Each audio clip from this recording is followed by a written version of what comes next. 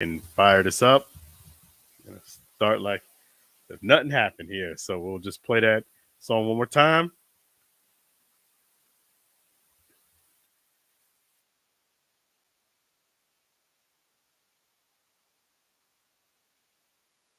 Okay.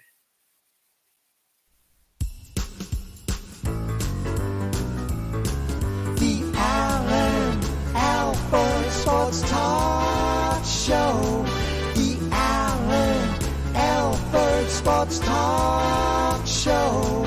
Your host is here for the show tonight to interview our special guest. Show highlight the Alford Sports Talk Show. The Alford Sports Talk Show. Football, basketball, baseball, hockey, soccer, boxing, tennis, golf, and racing. The Alford Sports Talk Show. The Alford Sports Talk Show. Tune in for all the news and scores, reporting on the games and so much more. The Alford Sports Talk Show. The Alford Sports Talk Show. The Alford Sports Talk Show. The Alford Sports Talk Show.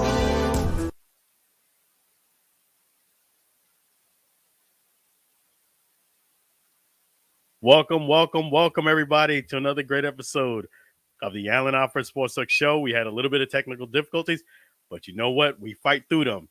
We don't let it get us boggled down. We keep on going here on the Alford Sports Talk Show. I apologize about the technical difficulties, but it's all in good effort because we're trying to bring you both the live stream and on the Blog Talk Radio. Sometimes it doesn't jive in together, but we're going to keep on going here on the Alford Sports Talk Show. Definitely, if you want to join the show, please feel free to give us a call, 516-418-5572, 516-418-5572. Feel free to give us a call in here in the Alford Sports Talk Show. We got a lot of great things to discuss. But before we get the show started, we want to go ahead and thank our wonderful sponsor, Chef G's Florida Barbecue Sauce. So delicious and addicting, you may need a support group. Feel free to visit Chef G's anytime you wish at 301 South 22nd Street, Tampa, Florida. Definitely can visit them there, or you can visit Chef G's right there at FLBBQSauce.com. Again, it's FLBBQSauce.com. Definitely going to pick up one of the 4 delicious, great flavors. You can get some Florida sand and some Brickyard rub too. Awesome stuff there at FLBBQSauce.com. So delicious and addicting, you may need a support group. So don't forget that great sauce. And definitely, we're going to go ahead and play another great tune. All of the music is provided by the great Sam Scola right there in Maine. So if you definitely... all the music in here tonight is by Sam Scola. In fact, we want to thank Sam Scola and his beautiful wife, Mary. So you can definitely visit and reach out to Sam. If you want to go ahead and sign up for a big contract, the email is singalongwithsam@gmail.com. Again, that's singalongwithsam@gmail.com. Let's play one of his great songs right now. And his songs are available on YouTube and Spotify. This is going to be the Chef G's Florida Barbecue Sauce song, sang none other than Sam Scola. Let's go ahead and play that great tune right now.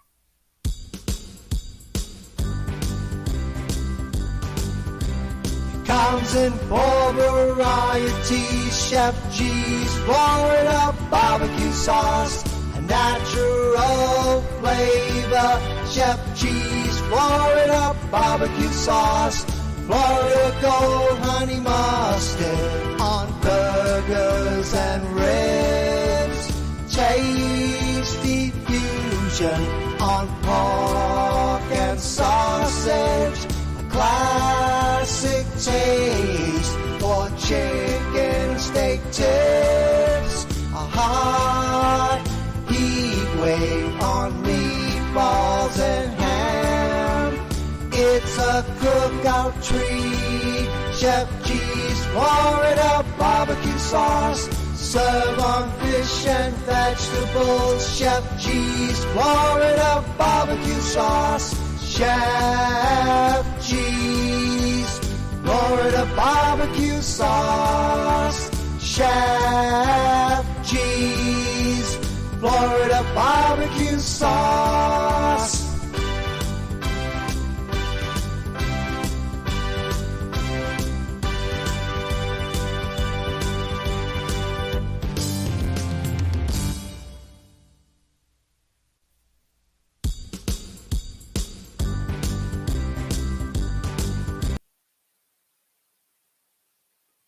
Chef G's Florida barbecue sauce, so delicious and addicting. You may need a support group.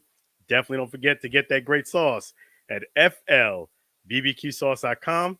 Again, it's flbbqsauce.com. And definitely don't forget to visit them at 301 South 22nd Street, Tampa, Florida. So definitely get yourself some great sauce. So we're going to go ahead and get the show started. And we're going to go ahead and bring on one of our great callers. Let's do that right now. We'll bring them on right now. Hey, how you doing, Lou? Yeah, we had a little technical difficulties trying to do the blog talk and the StreamYard live, and one of the things wasn't jiving, and it was something simple. I inadvertently had the mute button on, but I realized it too late. But I'm back. You know, but at least I noticed it at the beginning of the show, not at the very end of the show. You know, but I am here. I'm glad. I saw that you called. I'm glad you called back. Persistence pays off. So yeah, how you been? What'd you think about the Super Bowl?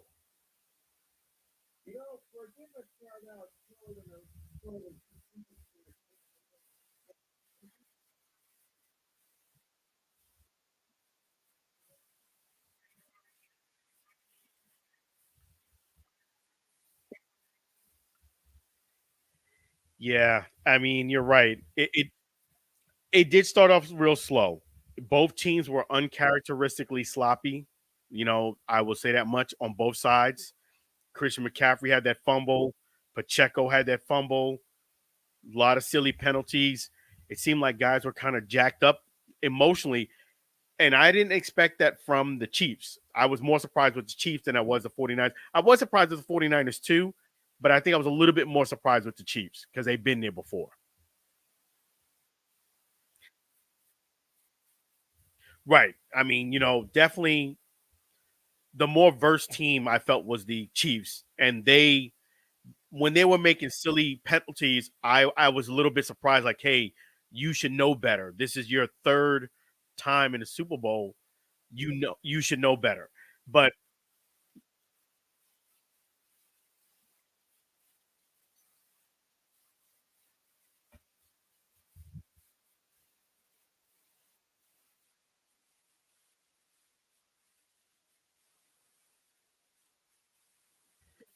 no, I totally agree with you. That was very disappointing to find out that the guys didn't know the rules.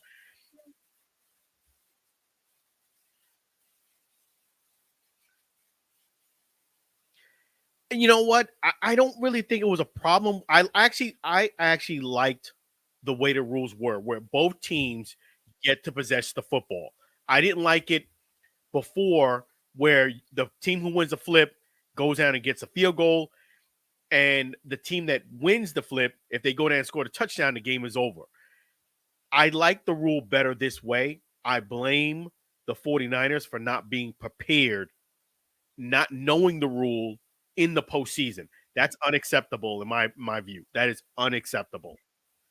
You know, you can't. Yeah, that was, I would say, which I'm gonna discuss a bit later in the show. That was one big part, but there was a lot of reasons why the 49ers lost the game. It wasn't just that. That was a big blunder, but it wasn't just that, actually, believe it or not. The rules thing, I totally agree with you, Lou.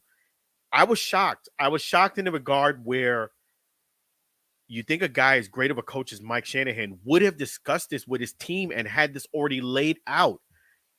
The Chiefs were playing chess and the 49ers were playing checkers. It was very clear. Not only did the Chiefs know the rules, they had already researched and already knew if the what if scenario. If the 49ers do this, we're going to do this. If they do this, we're going to do that. They were well past them not just knowing, they already knew everything they were going to do, A, B, C, and D. And then if you look at Mahomes, he looked shocked that they took the ball. Did you know that?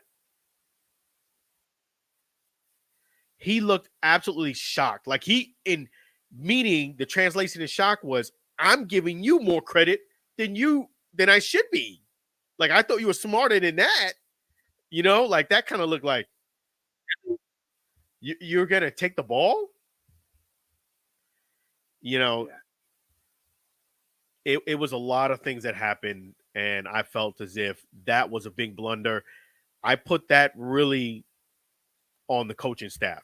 Yes, the players are professionals and they should know the rules, but you as a coach should not only tell them the rule, you should explain your thought process as to what you're going to do so that they can buy into that too.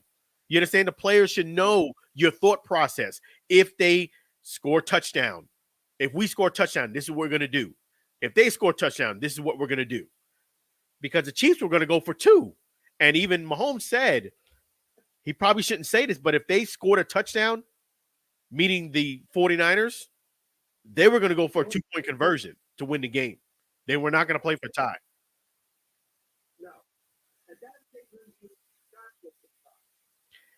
You know what? That's really gutsy. That's gutsy because, a 2-point conversion in the NFL is not an easy play. I mean, you could do it, but it's not a shoe-in. No guts, no glory. And you're basically putting the game on that play. Because if you don't convert it, you lose the game and the game's over. Right. So, but that's the Chiefs, man. You got to give them credit. They guts. They're gutsy. That's another blunder they missed. There was another blunder. The 2 fumbles. I mean, you had the 1 fumble, and then you had the kick where he touched his foot. You had the Dre Greenlaw injury. That was big too. There's too many mistakes. Too many mistakes. Brock Purdy, I thought he played very good, but he missed Deebo Samuel in the end zone. He missed him. Yeah, I thought he played very good, and I don't think the 49ers lost because of him. I think a lot of people just call him, like they try to put him down. I'll say it again. The 49ers did not lose against the Chiefs because of Brock Purdy. They lost because collectively they made too many mistakes. Too many to overcome. Too many to overcome and beat a team as great as the Chiefs. But yeah, I mean, that is something though. They had that's something. But you know what else is something? I know you got something good cooking for tomorrow. What do you got cooking?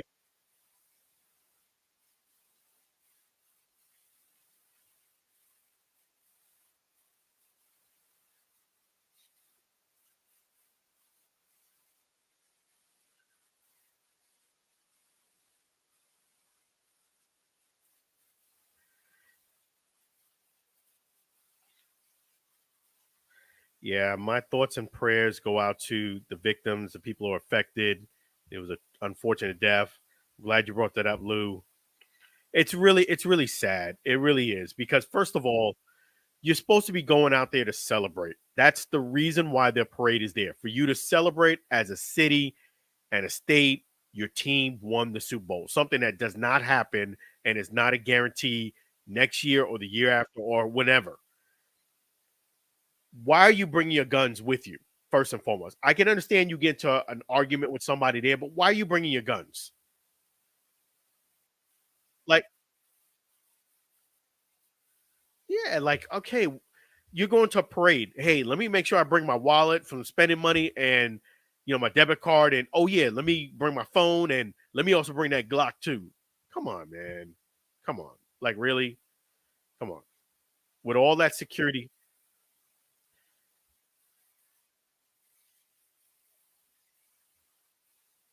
And what's sad about that is that I can't really say I'm surprised, because usually when there's public, parades, rallies, movie theaters, schools, where there's a lot of mass of public people, especially like a celebration like this, a parade, people look for the biggest audience. That's unfortunate. They look for those opportunities, parades, rallies, where there's large groups of people. It's just sad. It really is sad. But props to, even if you're not a fan of Patrick Mahomes and Brittany Mahomes, I give them a lot of credit, and also Taylor Swift, because I saw where Pat Mahomes and his wife, they went to the hospital to visit some of the people that was injured during the rally, during the parade, I should say, and they also donated a large amount of money, both Patrick Mahomes and his wife, as well as Taylor Swift. So props to them. It's not their obligation, but that's really cool for them to do that. That is. I know they're rich, but they're not obligated to do anything. And the fact that they did, that's really kind and really cool of them. So props to the both of them. In fact, let me give them a round of applause for that.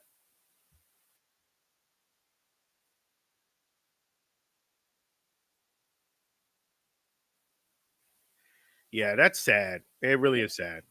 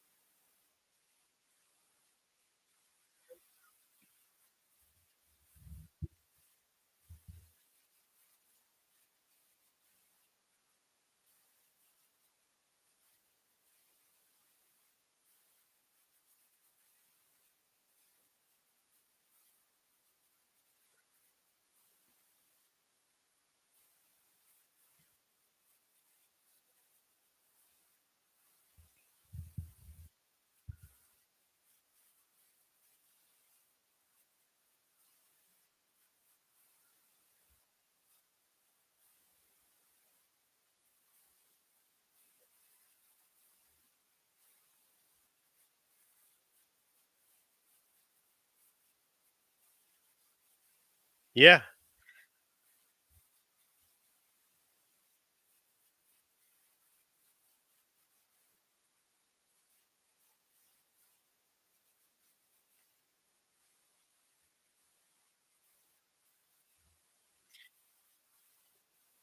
Yep, that's right.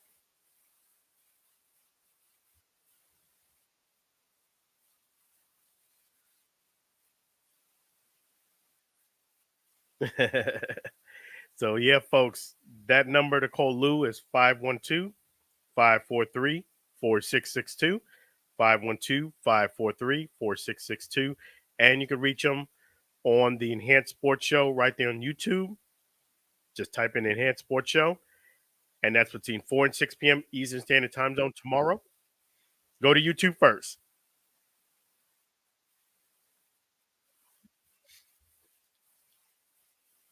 Yeah, that's right. Definitely make sure you go ahead and check out Lou, 4 and 6 p.m. Eastern Standard Time Zone.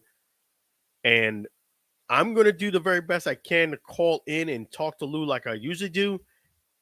I will say, though, it might be a little tough. And the reason being because, as you mentioned, Daytona is tomorrow.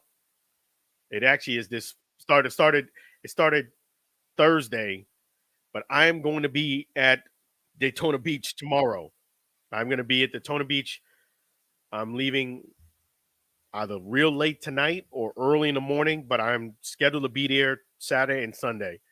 Now, I'm glad you brought that up, Lou, because I am praying it does not rain on Sunday. And it's been forecasted to. It might rain tomorrow. I am praying and praying and praying it does not rain because it's gonna be tough. I could probably make it Monday if they move it back a day, but if they make it to Tuesday, I'm out. I cannot. I would have to get a refund. And for those fans who don't know, I did already check into it. If you can't make it for the rescheduled date, they will give you credit for another future race, but there is no refunds. I was, no refunds. So you got to keep your eye on the weather, keep your eye on the updates as they come in. That's why tonight's race, the ARCA race, is tonight instead of tomorrow. So already by me being there tomorrow, I'm already missing a race because it got pushed to tonight, late tonight. But I pray it doesn't rain. You're supposed to have Dwayne the Rock Johnson supposed to be the Grand Marshal. You're supposed to have DJ Khaled as the starter, and you're supposed to have Pitbull performing on Sunday. So I am praying it does not rain on Sunday. So we will see. We will see. So pray that it doesn't rain Sunday and Saturday. But definitely that's the only reason why I may not be able to make it tomorrow, but I will definitely try. 512-543-4662. 512-543-4662, folks. So look forward to that. Make sure you call in and speak to Lou. You're very welcome, Lou. Appreciate you. You have a great weekend. Thank you so much. Yeah, so as I was saying, folks, I'm really hoping that it does not rain Saturday and Sunday because I am going to be there, Daytona 500. I'm going to go out there and do the very best I can. Rain, I'm not even say rain. No matter what happens, I'm going out there to do my very best to give you behind the scenes action, have a fun time, meet some great people, let the spirit take me where it should and put me in the right place and play it by ear and see how it goes. And I'm going to get back on the Super Bowl a bit more, but I did want to kind of touch on that I am going to be in Daytona both Saturday and Sunday.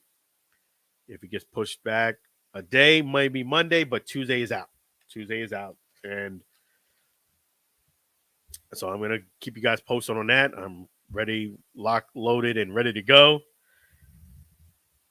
But yeah, it should be a great, great weekend. Awesome, man. Fantastic weekend. Got speaking into existence. But I wanted to tell you guys about a great event I had went to Thursday night. And that was right here. They show it on the screen. The 2024 Governor's Ball. It was February 15, right there, George M.W.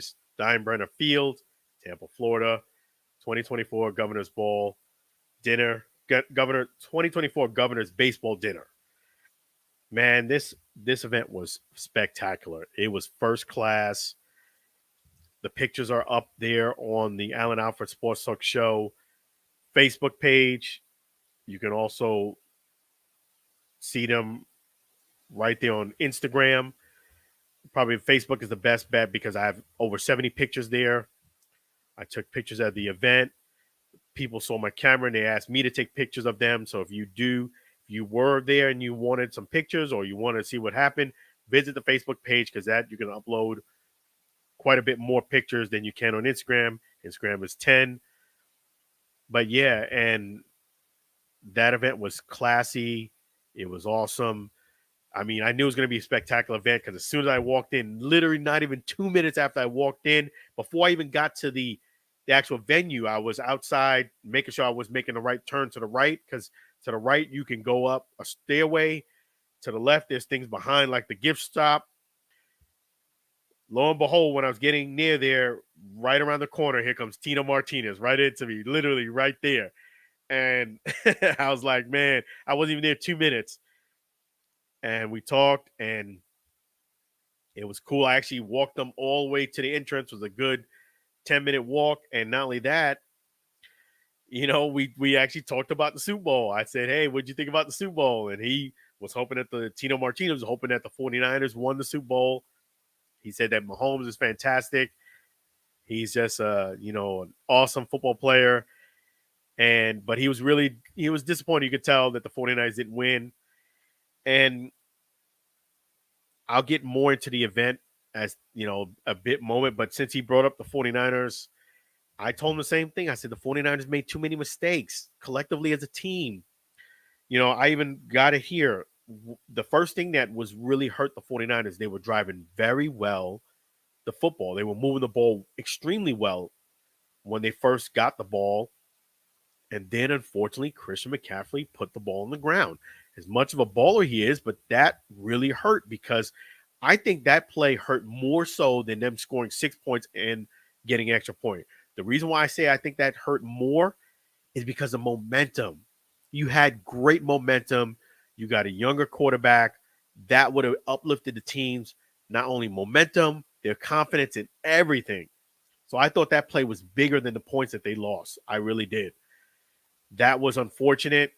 That was a big mistake.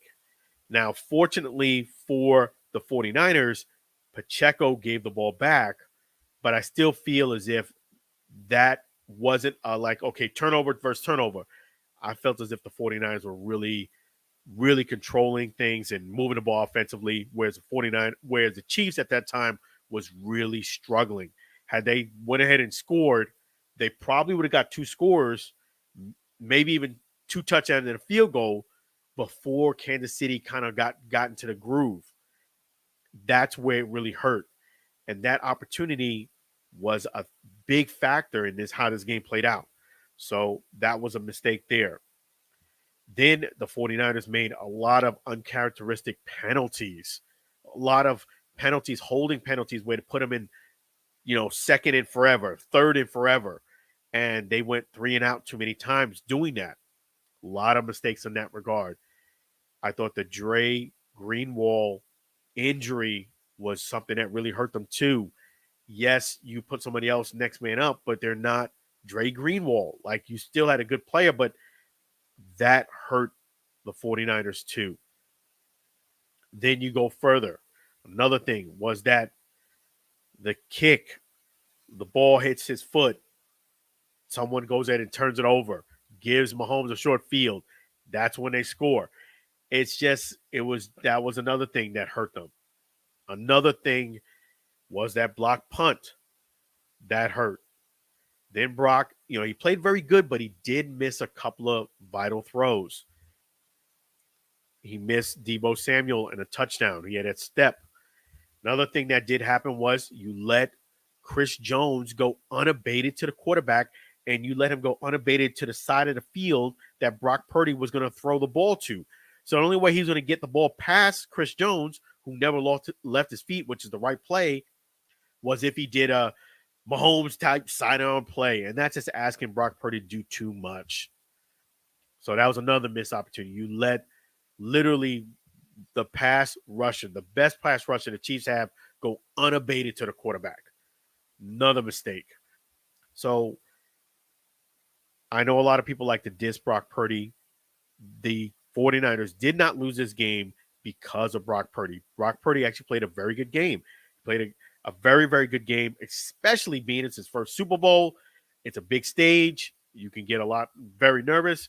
He stood the course. Played a very, very good game. The team did not lose because of Brock Purdy. They lost because they made too many mistakes. The 49ers made way too many mistakes. And the 49ers should have won this game? Yeah. Yeah. You had an opportunity to win the game. You had opportunities to win this game. As great as Patrick Mahomes played, the key to success was the 49ers should have not let this game get that close. I was saying it for the last 2 weeks. the Chiefs are going to win by 3 points. It's going to be a very close, tight, contested game, which eventually, once both teams got it out of the system, their bad play, the jitters, whatever you want to call it, we finally got to the game that we expected to see, which I definitely expect to see a tight, contested game. And the 49ers blew it.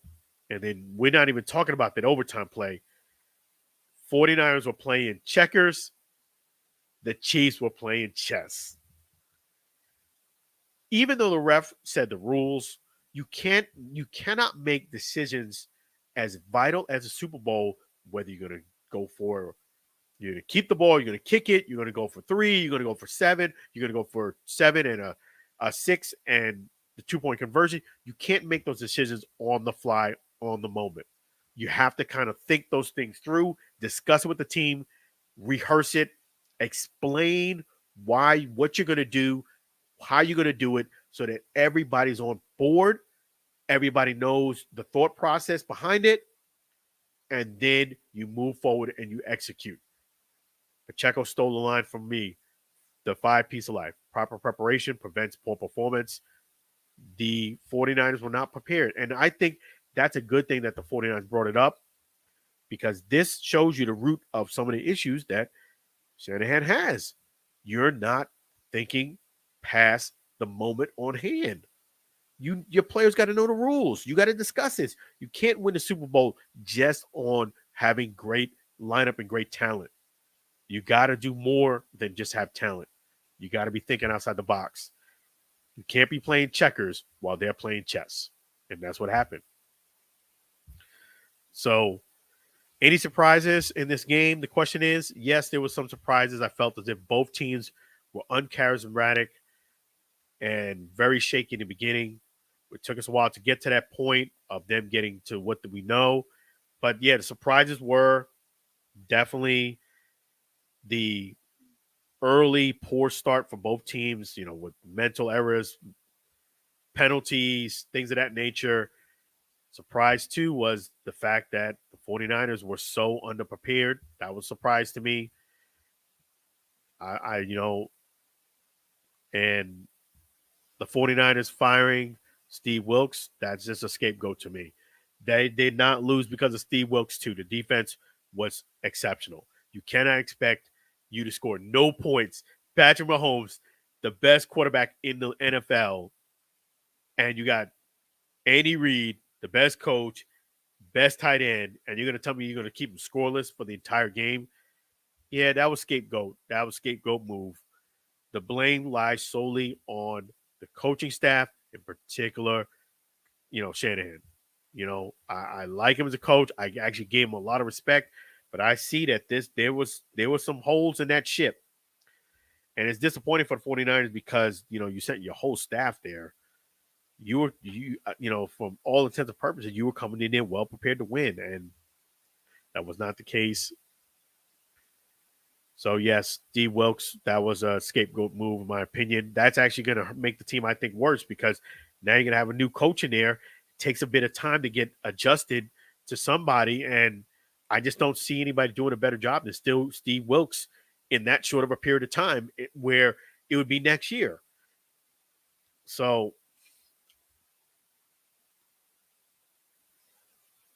yep, several of the 49 players didn't know the overtime rules. That's extremely disappointing. And I blame that on the coach. Yes, you're a professional, but they should have talked about it. They should have had discussions about this. And I will share my thoughts on the Chiefs three-peating.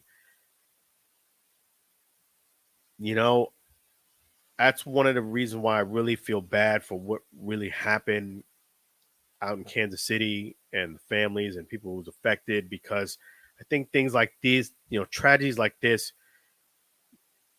yes, you can heal, you can get better, but sometimes it's just a mental wear and tear on your brain when you're trying to continue to be number one. I think this type of tragedy doesn't help the situation. It just brings an aura of negativity that's another thing that you have to deal with. So if you would have told me before the parade, would they three-peat? I would say they were my odds-on favorite by far. I think this incident does change the mentals of people. It's a tragedy. It gets people thinking that maybe, hey, is it really worth this? You know, sometimes people think those things when you're on top. You know, the mind can wonder. And I've been in that position, so I could tell you, this doesn't help. I know Mahomes is going to be ready. I know Chris Jones and Andy Reid and quite a few, but I don't know if this would be something that would be uniform throughout the whole team. I do feel as if they can mentally get past this incident, this tragedy, this really unfortunate tragedy. Yes, I do think the Chiefs can three-peat. I don't see anybody that's really going to give them a serious contention for it next year. I really just don't, because I know the Chiefs are going to fix some of the holes they have, and they're going to probably pick up another great wide receiver, and they probably will pick up another running back. Not that Pacheco ain't bowling out, but to help Pacheco, you know, kind of like a 1-2 punch. I see the Chiefs improving. So yeah, if they're able to get past this unfortunate tragedy and stay super motivated, yeah, I do think the Chiefs can three-peat. And in fact, I'm picking them to go ahead and win it a third year in a row. I think it's going to be the first time in 30 plus years. So I do have the Chiefs, unless something changes radically. And unfortunately, that tragedy could be something. But if they're able to get their mind right, I see them winning a third year in a row. And speaking of rules, you got to know the rules. And the rules are now out. We're going to switch gears and talk a little bit about the UFL in a few moments, but I did want to finalize and finish up on the event for the governor's baseball dinner. Man, that event was spectacular. You had Tina Martinez, as I mentioned, the first person I saw when I came in. And then, you know, I saw Wade Boggs. I didn't get a chance to take a picture of Wade Boggs. He was talking about a bar, but I saw him there. He usually stays there the whole night, but he didn't. He might have had a prior engagement. But Wade Boggs was there. Rob Manfred was there, the commissioner of Major League Baseball. A lot of friends that I seen from, you know, there was a friend from the the XFL, the Guardians was there. You know, some great people from the Tampa Museum was there that I usually see. Somebody even recognized me there. So it was just an outstanding event, real classy. The New York Yankees did a wonderful job. The venue was gorgeous. It was classy. The food was great. Music, entertainment, the class of people. Man, and you guys got to check out those pictures on Facebook. If you need additional pictures, please just message me. You know, me, I have no problem sharing pictures. It's just that sometimes the only issue I have with pictures of sharing is sending you the large file. Sometimes it has to be, you know, I have to get a little creative in that regard, but it's awesome. And in fact, we got another caller calling in. Let's take another call. Welcome to the Alford Sports Talk Show. How you doing? Hey, long time no see. How you been? Oh, yes. I know you've been busy. So I'm glad you called in and so glad to hear from you. So I got to get your thoughts. What'd you think about the Super Bowl?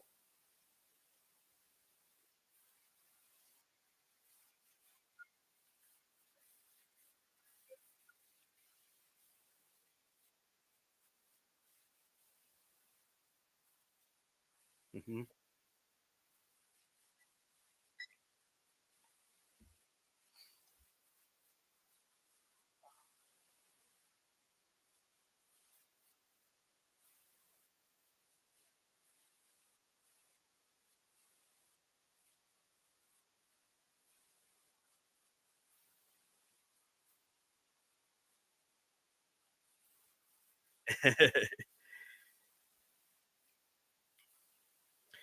Yeah, I agree with you. I felt the only way the 49ers had a real legitimate shot is if they got 2, 3, 4 scores on Pat Mahomes. Because if it came down to a close game, there was no way that that the 49ers were going to win the game. There's no way. And Christian McCaffrey even said it himself that they shot themselves in the foot too many times.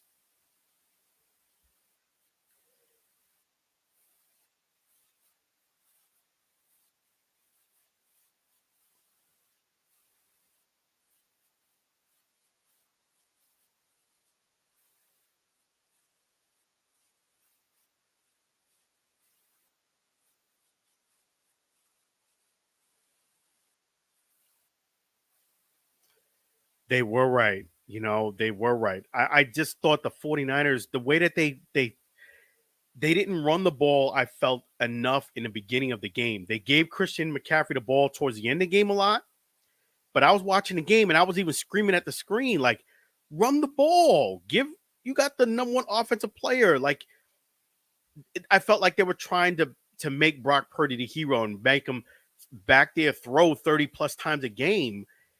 And like you said, they got great corners on the Chiefs. That's not their strength.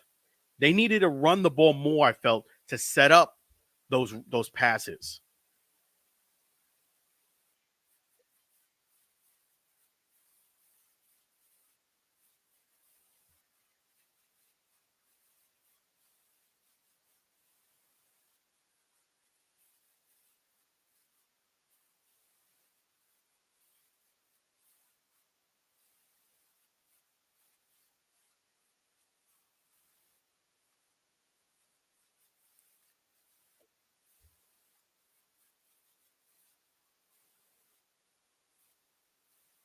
Yeah.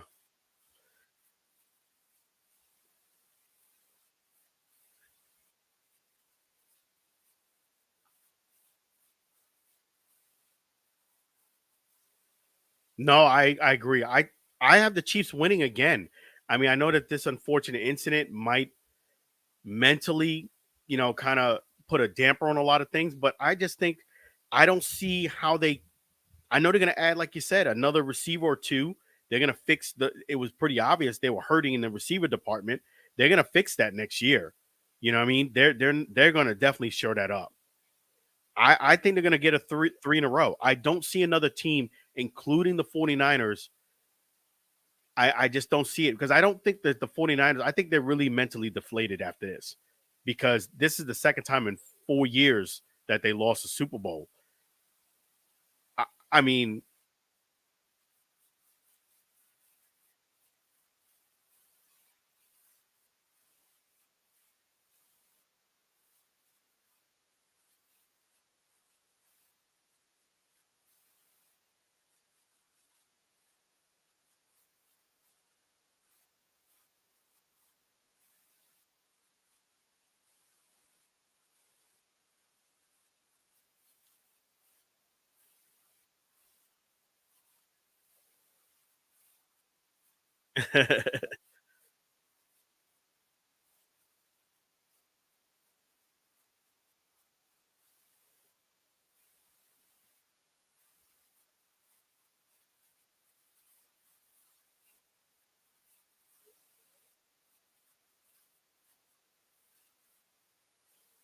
I agree. And they definitely have the number one quarterback in the league.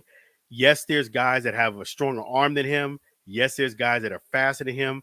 But when you put together everything he puts on the field, his IQ, his football IQ, his awareness, I thought those two big plays, the 4th and 1, and when he ran for 17 yards, I thought those two big plays were the back that the plays that broke the 49ers back right there. Those two big plays.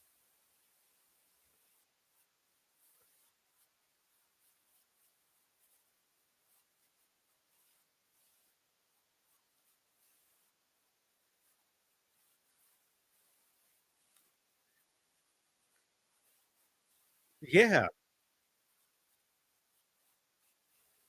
I'm glad you did. I'm really glad. I'm so glad to hear from you and definitely glad to hear your perspective on the 49ers and the Chiefs and the game.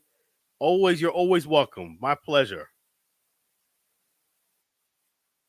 You do the same likewise. Have a great weekend. Thank you for calling in. Appreciate you. Yeah, so that's awesome. Definitely. Yeah, I disagree. I know a lot of people wanted the 49ers to win. even Tino Martinez, who I ran into at the governor's baseball dinner, wanted the 49ers win. They took the entire staff. That is just unprecedented to the Super Bowl. And I felt as if it was laid out for the 49ers.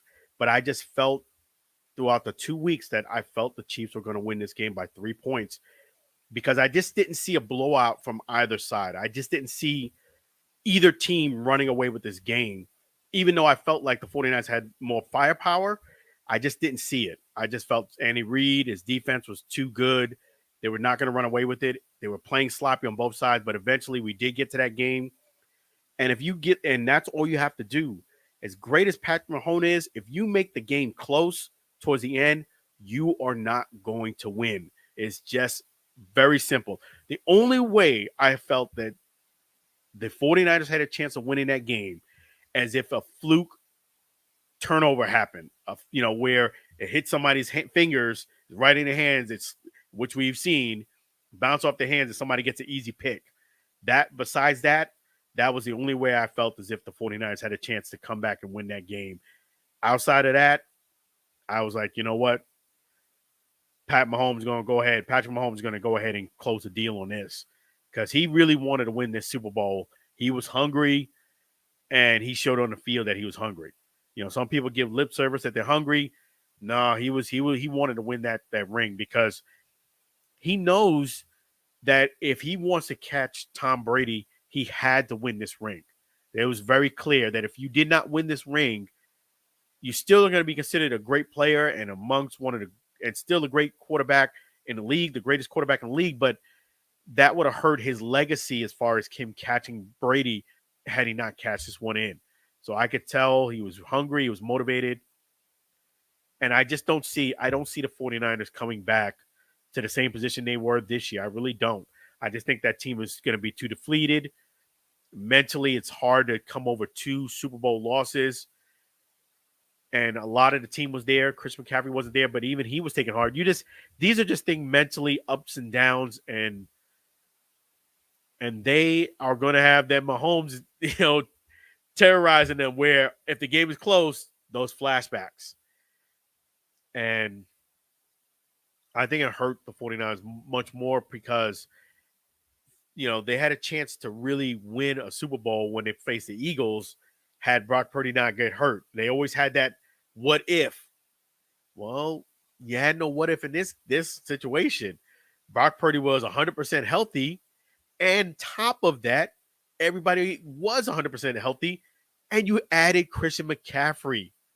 Christian McCaffrey was not on that team where they got hurt. You added Christian McCaffrey. So, and it's tough to be a 49ers fan right now. It is. They had opportunities to win the game, and they just found a way to lose the game. 2 turnovers. Dre Greenwald gets hurt, not knowing the rules in overtime, which meant that you're kind of reactive on your decision making rather than proactive because you didn't already have this thing already worked out in your mind and with the team to make a decision right then and there on the fly. It's too big of a moment. Yes, the ref gave you the rules, but that's not sufficient enough. I was just reading the UFL rules, and yes, it's more than just the overtime, but you really have to kind of talk about these rules, discuss them with somebody, and kind of role play a little bit to really understand it. Knowing a rule is one thing, understanding it is another, because then when you really understand something, you kind of replay the what ifs. Well, what if this happens? What if that happens? What if I were to do this and they were to do that? When you replay that in your head, that's when you really understand if you have all those answers. So you got to know the rules. You can't be playing checkers and your opponent playing chess, because if that's the case, you're going to lose every single time. And I think this is what Kyle Shanahan should do. We should say, you know what? I got to be better. I got to make sure I do not overlook any detail, even if I have a monster staff, I have monster guys on my team. I have to roster. The roster's stacked. I still got to prepare. And being prepared is knowing the rules. Speaking of rules, We're going to switch gears and talk about the new rules for the UFL. That's right. The UFL has some new rules, and the rules that I were really cool. What I really love about the rules is that they have that double forward pass, and the ball cannot pass the line of scrimmage. So similar to what the 49ers did to score, you can do that type of play in the UFL. And you don't have to throw it even or behind. It doesn't have to be a lateral pass. You can actually throw it ahead of the guy. It doesn't have to be behind him. It doesn't have to be equal or behind him. You can even throw it ahead of him, but you cannot pass the line of scrimmage. So that's the thing. You could have somebody in the flap going to the left. You could throw it to the guy, and he could catch it, and he could throw it to someone. You know, it's a double forward pass. But those are the plays that you guys need to practice on, especially if you want to be successful. I'm going to give you what you need to be successful right here on the Allen Alford Sports Talk Show. I'm going to give you the coach's playbook of what you need to do if you want to be successful in the UFL 2024 season. I'm going to give it to you right now. Number one, practice that double forward pass. Have about 4 or 5 packages with that in your repertoire. Number one, check that box. Number two, make sure you have about 10 to 12 plays that is from the 5-yard line, the 10-yard line, and closer. The reason why you want to do that is because if you want to be successful in the UFL, kind of like the XFL, you have to practice those goal line in the 10-yard line, the 5, and the 2-yard line. You have to practice that because that is your bread and butter. You can go for a 3-point conversion, 2-point, or 1-point. You have to research those plays and make sure you know them well, because you will not do well if you don't know those plays, and not just know them, practice them. Having said that, we're going to go ahead and bring another great caller on the Allen Alford Sports Talk Show. Let's do that right now. Hey, how you doing? I'm doing wonderful. Thanks for asking. How about yourself? How you doing, Diane? That's awesome. So always great to hear from you. That is fantastic to hear from you. What did you think about the Super Bowl?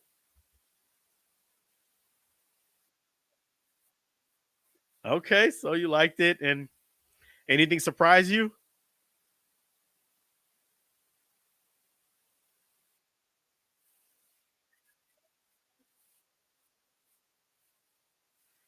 Yeah, you're right. I mean, I did think it was going to be a close game, but I did think somebody was going to at least have some type of, fortune going their way.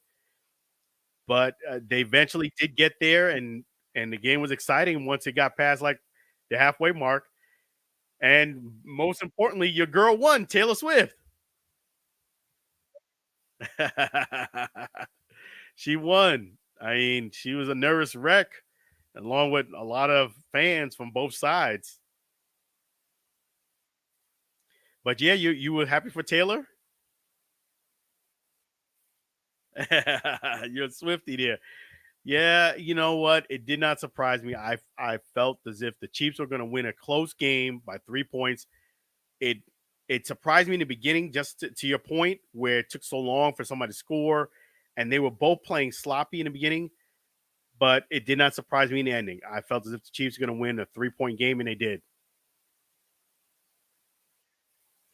But your girl won. So, what your thoughts about the unfortunate tragedy that happened there in the parade?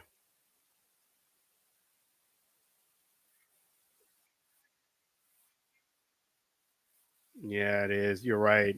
Prayers go out to all the victims there, and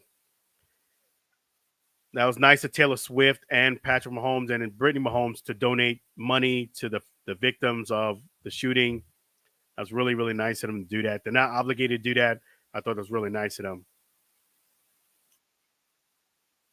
Yeah, but I know it's awesome to hear from you, and make sure you guys call in tomorrow.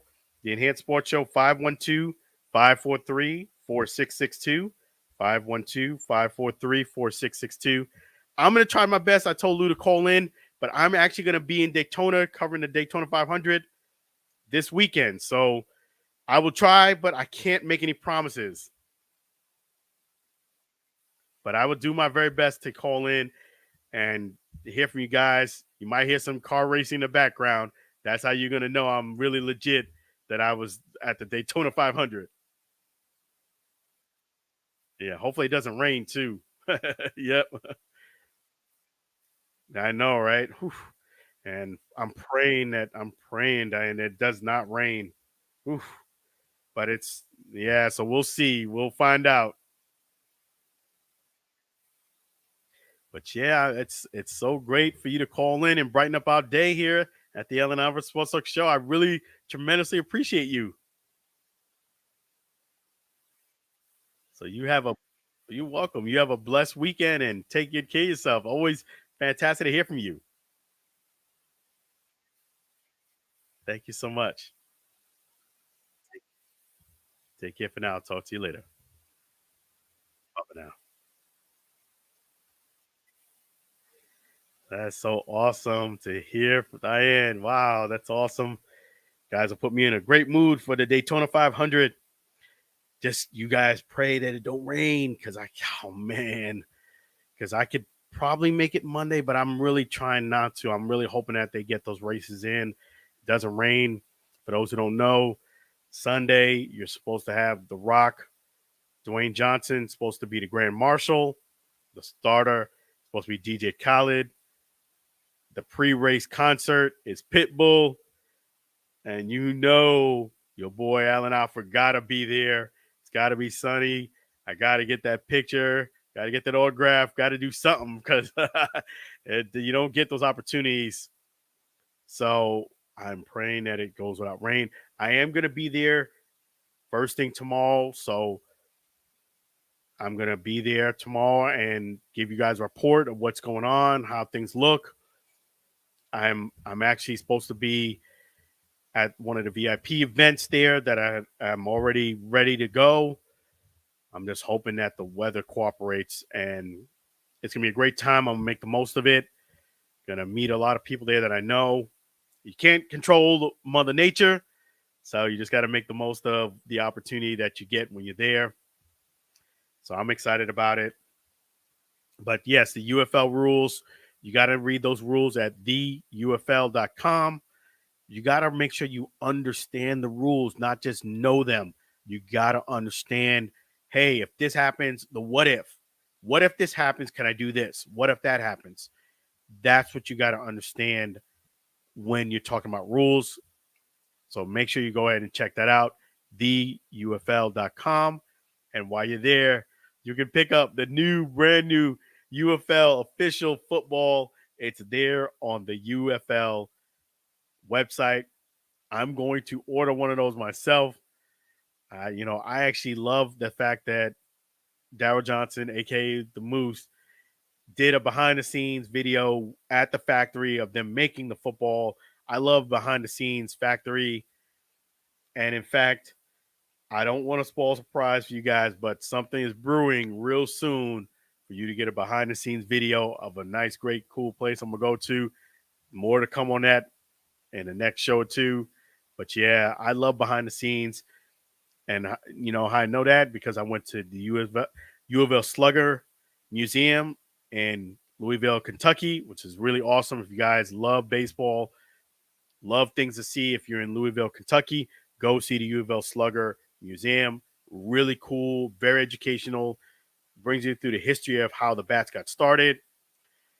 Fast forward to today, they have competition. You have the sand bat, maple bats, you have different options, but the Louisville Slugger is still in business there. So yeah, I love to see that. There is another great fact I'm trying to go to, and that's going to be brewing too. So I don't want to spoil that surprise, but yes, we got a lot of things going. That 2024 Governor's Baseball Dinner was awesome.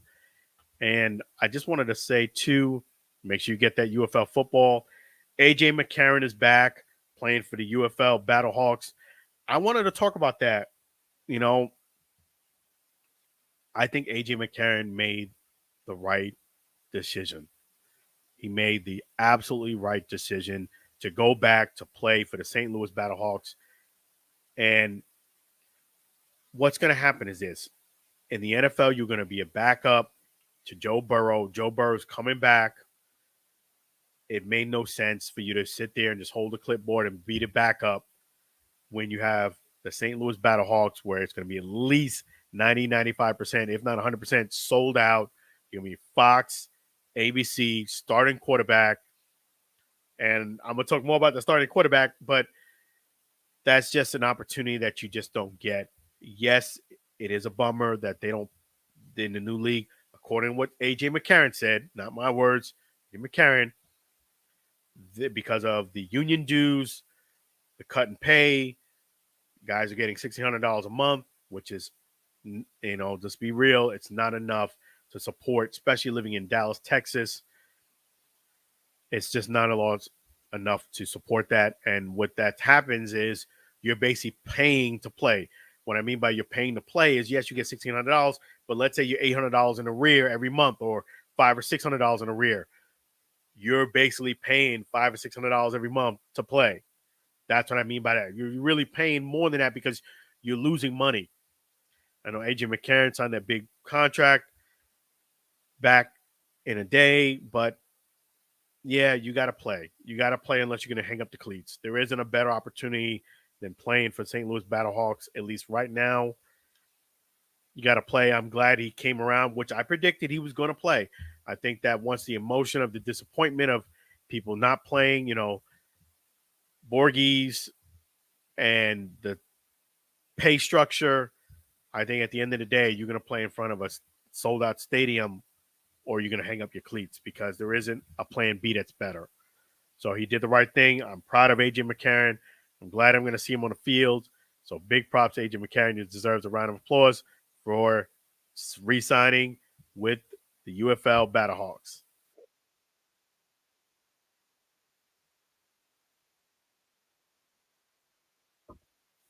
That's the right decision. And I say starting quarterback, somebody who else signed with them, and that is Brandon Silvers signed with the UFL Battlehawks too. So somebody's already trying to vie and get the position. You got to figure that A.J. McCarron's going to have the leg up to get the starting job. But Brandon Silvers is right there. So congratulations to Brandon Silvers too. So it's going to be interesting to see. It's going to be interesting to see how this all plays out. Get yourself the UFL football at UFL, the UFL.com. If you haven't done so already.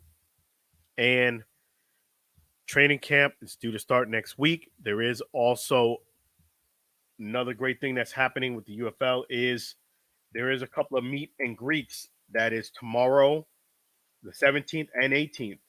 So make sure you visit the UFL.com to see those locations. And you can also follow me on Instagram. I usually post them up. So definitely do that, and you'll get a chance to keep up to date. I usually post a lot about the UFL. So make sure you do that there. Make sure you subscribe to the Alan Alford Sports Talk Show. Make sure you subscribe at YouTube, Alan Alford, and Facebook, Alan Alford Sports Talk Show. So it's going to be awesome. And Instagram too, Alan Alford. Twitter at Alan Alford. So I'm going to talk about Tiger in a few moments, but I definitely wanted to go ahead and say a moment of silence and prayers to, USF, Alexis Buckman, and, she's a softball player. She passed away after a 2-year battle with brain cancer. I'm a USF grad, so, go Bucks. Go Bucks. Go Bulls, I should say. The Bucks and the Bulls. But, yeah, go Bulls. So, USF grad, and you can even see right on my shoulder right there is my diploma. But, yes, so I definitely want to say, my prayers and condolences go out to the Alexis Buckman family. I got a chance to, she's USF softball, Alexis Buckman, and after a 2-year battle with brain cancer. That's just sad. They did a really nice tribute for her. That was really cool. And there was a statement here. It is devastating to lose a teammate, friend, and beloved member of our Bulls family. USF's softball head coach Ken Erickson. And he also said Alexis was a light in all lives she touched and was truly courageous and inspiring in her fight. Our thoughts and prayers are with her parents, Stephen and Chris, and family. We were blessed to have Alexis in our lives and to learn from her example of grace and determination. Her memory will long live within our program.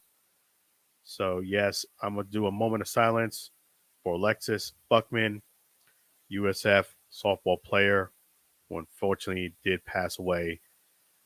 So we'll do a moment of silence for Alexis.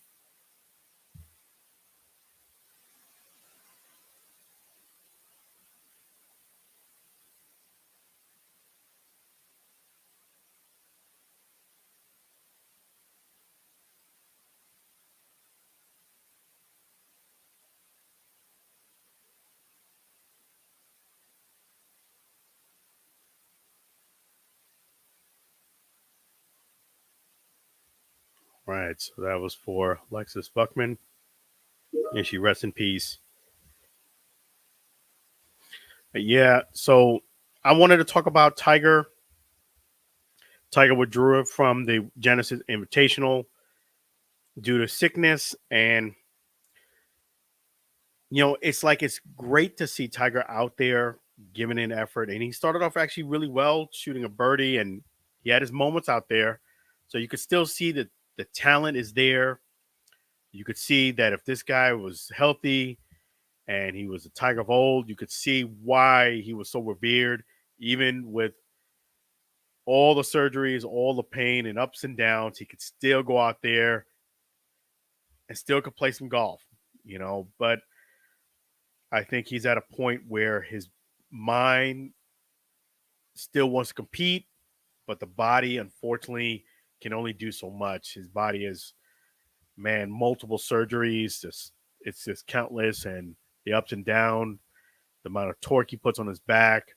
I just think that it's hard for him at this point, even when things kind of go well, for him to walk the course and make it through 4 days of competing at the pro level to win a tournament.